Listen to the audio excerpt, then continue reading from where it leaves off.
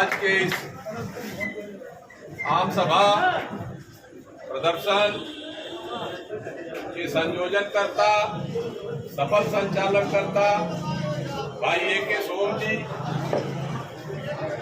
निर्माण शाखा के समस्त पदाधिकारीगण, प्रयागराज मंडल के कानपुर परिक्षेत्र की शाखाओं के शाखा मंत्री भाई अनूप यादव जी, RNP सिंह जी, राजेंद्र प्रसाद जी, अजीत सिंह जी,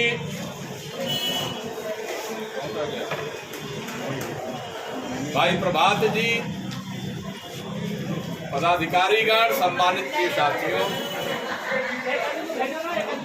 मित्रों, आप सभी लोगों का हृदय से प्रयागराज मंडल के तरफ से अभिवादन करना चाहूंगा और इस बात के लिए आप लोगों को प्रोत्साहित भी करना चाहूंगा कि विगत 16 अगस्त से जिस उत्साह के साथ आपने डिप्टी CMM के काले कारनामों के विरुद्ध एकजुटता का परिचय देते हुए इस भंडार डिपो में अपनी आवाज को बुलंद करने का काम किया है, कर्मचारियों की समस्याओं को डिपो इस यूनिट के प्रभारी होने के नाते इनके माध्यम तक पहुंचाने का काम किया है और पहुंचाने के उपरांत डिप्टी CMM GST के द्वारा जो उपेक्षित रवैया अख्तियार किया गया है, निश्चित रूप से कहीं न कहीं ये टकराव की स्थिति उत्पन्न करने पे आमादा है। हमें कहने में अब कोई संकोच नहीं है, एक श्रम संगठन का संचालन करने के नाते आज तक की जो स्थिति परिस्थिति बनी है, मैंने देखा है कि कर्मचारियों की समस्याओं के प्रति मान्यता प्राप्त श्रम संगठन की जवाबदेही बनती है, नैतिक जिम्मेदारी होती है। अगर यहाँ के कंसर्निंग शाखा मंत्री महोदय ने, श्री A.K. राय जी ने आपको समस्याओं का पुलिंदा दिया था, पत्राचार के माध्यम से समस्याओं के निस्तारण के लिए चिट्ठी लिखा था, तो निश्चित रूप से आपको उस पर कार्रवाई करना चाहिए था। मौखिक रूप से भी यूनियन ने कई बार आपको आगाह किया, लेकिन आप उसको नजरअंदाज करते रहे। क्या कारण है? जबकि हमने देखा है कि इस तरह की जहां स्थितियां उत्पन्न हुई हैं, प्रयागराज मंडल के किसी भी डिवीजन में, किसी भी यूनिट में, चाहे वो इलेक्ट्रिक लोको शेड का हो, ट्रैक्शन मशीन शेड हो, गैरेज वैगन हो, स्टेशन हो, जनरल पावर हो, लोको अस्पताल हो, कहीं की भी समस्याएं उत्पन्न हुई है मित्रों, और यूनियन ने अगर नोटिस देने का काम किया है तो अधिकारियों के द्वारा 2-4 दिन के अंतराल में यूनियन को बुला लिया जाता है, निगोशिएशन टेबल पे बैठ के क्रमवार उन समस्याओं पे चर्चा होती है, उसका मिनट्स बनता है, जो समस्याएं निदान होने लायक होती है तुरंत उसका निस्तारण हो जाता है, जो यूनिट के लेवल की नहीं होती है, मंडल और हेडक्वार्टर लेवल की होती है, उनको आगे बढ़ाने का काम होता है। मित्रों, वो हमारे PNM का मुद्दा हुआ करता है, आपके हेडक्वार्टर और डिवीजन का मुद्दा हुआ करता है, लेकिन अगर रुख सकारात्मक हो तब आपने जो जिद पकड़ रखा है कि यूनियन अगर कोई मुद्दा उठाएगी कर्मचारियों से संबंधित, कोई समस्या अगर कर्मचारियों की उठाने का काम करेगी, तो समस्या को निदान करने से पहले आप यूनियन के लोगों को टारगेट करने का काम करेंगे। आप लोगों से कह रहे हैं कि प्रिंसिपल चीफ CMM महोदय ने हमें खुली छूट दे दी है। आप जाते हैं तो अपने ऊपर के अधिकारियों से कहते हैं कि यूनियन के लोग जो है चार्जशीटेड हैं, यूनियन के लोग गलतियां करते हैं, लोगों से आप चर्चा कर रहे हैं कि हमने यूनियन के पदाधिकारी को चार्जशीट दे दिया तो यूनियन यहाँ आंदोलन कर रही है। वो सही बात है, आप रैंकर हैं, आपकी आज भी बुद्धि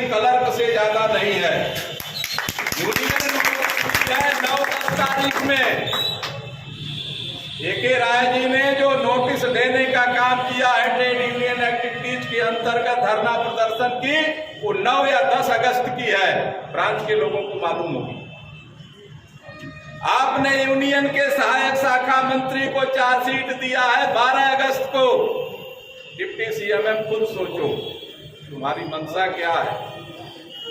यूनियन अगर कोई आंदोलन के रास्ते पे आ रही है तो ये चार्जशीट दे के क्या तुम्हारी औकात है कि तुम आंदोलन को बंद करा लोगे? अरे GM DRM तक जो है इस तरह की नोटिस देने के बाद बात करते हैं बुला के। डिवीजन लेवल पे DRM महोदय बुलाते हैं, हेडक्वार्टर लेवल पे जनरल मैनेजर महोदय महामंत्री जी को बुलाते हैं, और शाखा स्तर पे अगर शाखा मंत्री ने तुम्हें नोटिस दिया तो शाखा को तुम चार्जशीट दे के दबाने का काम कर रहे हो। ये किस संविधान में लिखा है इसको भी बताने का काम और तुमसे पूछने का काम NCRS कर रही है। डिप्टी CMM होश में आओ, मजदूरों से मत टकराओ। इस मंच के माध्यम से बहुत शालीनता के साथ पूछ रहे हैं कि बहुत संविधान के ज्ञाता हो आप, बहुत नियम कानून की आप बात करते हो। शाखा मंत्री ने चिट्ठी दिया धरना प्रदर्शन करने की, धरना तो अभी नहीं शुरू हुआ है, आम सभा और प्रदर्शन हो रहा है। तुरंत आपने एक चिट्ठी पकड़ा दिया कि रेलवे बोर्ड के नियमानुसार रेल परिसर में कार्य अवधि के दौरान यूनियन एक्टिविटीज नहीं हो सकती है। मेरे ख्याल से इंडियन रेलवे के पहले अधिकारी हो जो इस तरह का फरमान तुम जारी कर रहे हो। ये तुगलकी फरमान है, तालिबानी फरमान है या कौन सा फरमान है? ये तो निर्णय तुम्हारे ऊपर के अधिकारी करेंगे, लेकिन एक जिम्मेदार यूनिट प्रभारी होने के नाते क्या तुम्हें करना चाहिए था, इस पे भी विचार करने की जरूरत है तुमको। लोगों से कहते फिरते हो कि यूनियन के लोग यहाँ आ रहे हैं, 1 घंटे बोल बाल के चले जा रहे हैं, शांति से मेरा समय बीत जा रहा है। ऐसा नहीं है। जिससे जो बात बोल रहे हो वो तुम्हारे हमदर्द बन के जरूर तुमको बता रहे हैं, लेकिन आने वाले समय में तुम्हारे ही मुख से जो तुम्हारे हमदर्द आज बन रहे हैं वो सरदर्द साबित होंगे। इस चीज की भी तुमको पीड़ा होगी, आज नहीं होगी तो एक 10 दिन बाद होगी, 15 दिन बाद होगी। लोगों से कहते हैं आप कि प्रिंसिपल CMM महोदय ने छूट दे दिया है, जो चाहो करो, मैं बैकफुट पे नहीं आऊंगा। छोटे बच्चों की तरह जो जितनी बातें कर रहे हो बैकफुट पे आने की। आज कर्मचारियों के लंच रूम को तुमने मटेरियल रखवा के स्टोर रूम बनवा दिया है। कर्मचारी खाना खाने कहाँ जाएगा? जवाब देते क्यों नहीं इसका? गूंगे बहरे नहीं हो, क्लास 3 से प्रमोशन होके जरूर आए हो, लेकिन बच्चे नहीं हो। विवेक तुम्हारा क्लास 2 का होना चाहिए। जवाब कौन देगा? प्रिंसिपल CMM से क्या ये बताए थे तुम कि मैंने कर्मचारियों के लंच रूम को स्टोर रूम में तब्दील कर दिया है? कर्मचारी अपने घर से पीने के लिए पानी लाते हैं, मेरे यूनिट में साफ पानी की व्यवस्था नहीं है। क्या ये भी तुमने प्रिंसिपल चीफ मटेरियल मैनेजर महोदय को बताने का काम किया है? महिलाओं के लिए कोई शौचालय नहीं है, पुरुषों के शौचालय के लिए महिलाओं के लिए प्रेरित किया जाता है कि नहीं है तो वहीं जाए। तुम्हें शर्म नहीं आती है कि तुम किस तरह के आदमी हो? कैसे तुम्हारी परवरिश हुई है? किस परिवेश में तुम पले बढ़े हो? आकलन तुमको करना चाहिए। अकेले बैठे हो, चिंतन हो रहा है, बहुत सारी बातें हैं, लेकिन मेरा ये मानना है कि अगर ये सोच रहे हैं यहाँ के प्रशासन, अगर ये सोच रहे हैं डिप्टी CMM महोदय और उनके हमदर्द लोग अगर उनको समझा रहे हैं कि यूनियन अब धीरे धीरे कम हो रही है, तो मैं फिर बहुत निवेदन पूर्वक बताना चाहता हूँ आपके उन हमदर्दों के माध्यम से, और आप भी सुन रहे होंगे, यूनियन धीरे धीरे कम नहीं हो रही है। यूनियन धीरे धीरे अब अपना स्वरूप बदलने का काम कर रही है। आंदोलन की रूपरेखा बदलेगा। और जो आराम से ठुमकते हुए आ जाते हो सवेरे यहाँ, तो यहाँ गेट से लेकर नीचे जिस दिन से धरना शुरू होगा तो देखते हैं हम लोग भी तुम चैम्बर में कैसे बैठते हो। यूनिट का संचालन याचना नहीं अब रण होगा। तुम्हारे जो है आरपीएफ के कमांडेंट यहाँ कै दिन तुमको लेके ड्यूटी कराने आते जाते हैं। यहाँ जब यूनियन का आंदोलन शुरू होगा, धरना शुरू होगा, तो आना जाना भी दूभर होगा। इस बात के लिए भी गौर से विचार कर लेना, ठंडे दिमाग से सोच लेना। तुम टीएम साहब में रहे हो, मैं बताना चाहता हूँ, आज याद करना 2004 की घटना है। सीनियर DTMS सियाराम सचान थे, वो भी रैंकर थे। तुम्हारे ही यहाँ स्टोर में कार्यरत बाबू था जिसकी डेथ हो गई है कोविड-19 में, शुक्ला। उन्हीं के बड़े भाई DC शुक्ला पावर से रिटायर हुए हैं। मैं था, उनका ट्रांसफर किया गया था। 13 दिन अनवरत आंदोलन चला था टीएम साहब के गेट पे। उस समय बाबू थे, DSK थे, आपने देखा भी होगा। मैं उसको याद दिला रहा हूं इसलिए कि अपने मेमोरी पे थोड़ा सा दबाव देके सोचिए। 13 दिन आंदोलन चला था। AK सिंह साहब थे ADRM उस समय। हम लोगों को बुलाया गया था, मंडल मंत्री के रूप में उमाशंकर मिश्रा जी उस समय हुआ करते थे। जितना नारा यूनियन के लोग लगाते थे, जैसे जो नारे लग रहे हैं, उन्होंने रिकॉर्ड करके बाकायदे उसकी फ्लॉपी बनवा के वीडियो ले जाके DRM के महोदय के जो है सामने सुनवाया था। वो भी हंस रहे थे, कह रहे थे नारा कहाँ से करते हो तुम लोग यार, बहुत मजेदार नारे हैं। मजदूर एकता जिंदाबाद। मैं कह रहा हूँ कि आंदोलन भी खत्म हुआ, DC शुक्ला का ट्रांसफर भी कैंसिल हुआ, और सियाराम सचान का 15 दिन में कानपुर से बाहर ट्रांसफर हुआ, जबकि वो कानपुर के रहने वाले थे, ही रहना चाह रहे थे। ये पता कर लेना अगर यादाश्त कमजोर हो गई हो तो।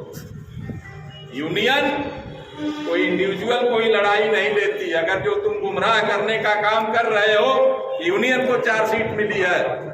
यूनियन एक्टिविटीज को तुमने चैलेंज किया है डिप्टी CM महोदय।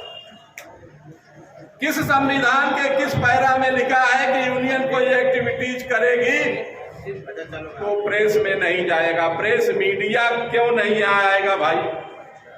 प्रेस मीडिया से बाहर तुम्हारा एक कार्यक्रम चल रहा है क्या? प्रेस मीडिया दिन भर घूमता रहता है। अगर वो यहाँ आके और कोई तुम्हारे काले कारनामे को पेपर में छाप दिया तो यूनियन तो यहाँ एक्टिविटी चला रही है, उसमें तुम जाओ और सोचो। तो हम तो कह रहे हैं कि यूनियन प्रेस नोट देती, हमने दिया है। तुमको और चिट्ठी निकालनी हो तो निकाल दो।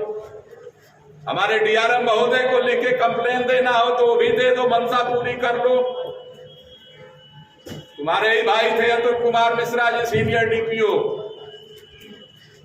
आज भी उनके ऊपर आरोप लग रहे हैं। GDC की परीक्षा हुई भ्रष्टाचारी का, RRC सेल में है इस समय सचिव।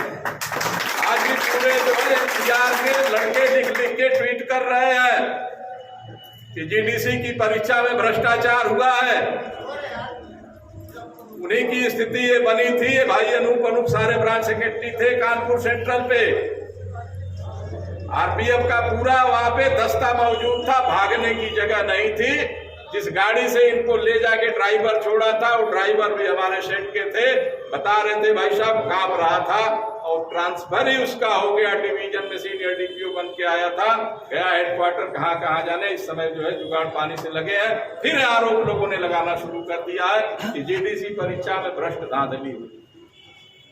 तमाम लड़के बताने का काम कर रहे हैं। मैं याद इसलिए दिला रहा हूं, ये राजतंत्र नहीं है, ये लोकतंत्र है। अगर तुम अपने को राजा समझ रहे हो तो अपने मन की गंदगी को धो डालो। सावन का महीना चल रहा है, सावन अंतिम चरण में है। अपने मन की गंदगी को धो डालो, और जो समस्याएं दी गई है, जिस तरीके से शाखा मंत्री ने तुमको पत्राचार के माध्यम से समस्याओं को नोटिस देते हुए और धरना आंदोलन करने की जो नोटिस दी है, उसी तरीके से शाखा मंत्री को आप भी चिट्ठी लिखो और वार्ता के लिए बुला के बात करके समस्याओं का निस्तारण करो।